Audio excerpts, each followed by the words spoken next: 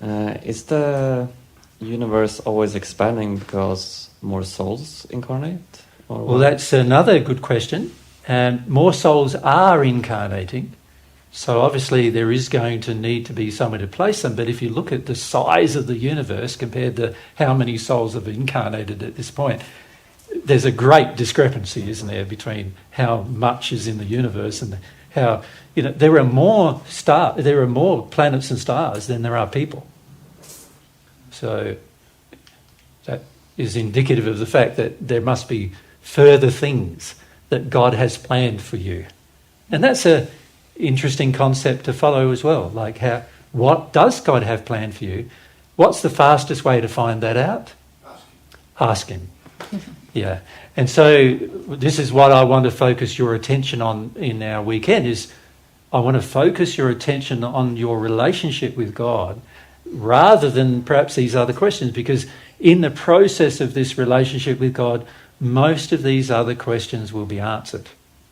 And so it's sort of like the old adage, do you give a man a fish to eat or do you teach him how to fish? Right? So what we're trying to do here is not give you small bites of answers of things that we have discovered, but rather encourage your desire to discover, and also encourage you to find out how you find the answers, like for yourself. Because trust me, it's a lot more interesting finding the answer for yourself than it is having someone tell you the answer. And I don't know, it's like, let's take sex for example. If I tell you about sex, everyone might go home. Is that as good as having it? For those of you who've had it, probably any words I use to express or talk to you about it, compared to having it, the words don't really do the action justice, do they? And this is the same with the majority of your life, actually.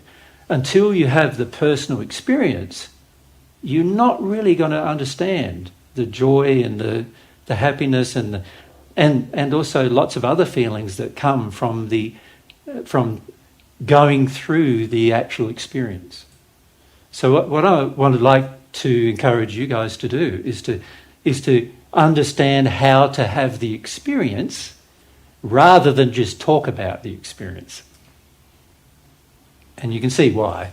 Obviously, once the experience becomes personal for you, then of course your faith increases, your desire increases, your happiness and joy increases. But if the experience is never personal, we're just talking words, aren't we? Up until that point. We're talking ideas or concepts which are fascinating in themselves, but are not anywhere near as enjoyable as having the experience. Right? So this is why we need to say a lot of words. For the next 15 hours you're in our company probably, and we're going to say a lot of words. But what we want to do is try to help you to have the experience. That's our goal. Yeah.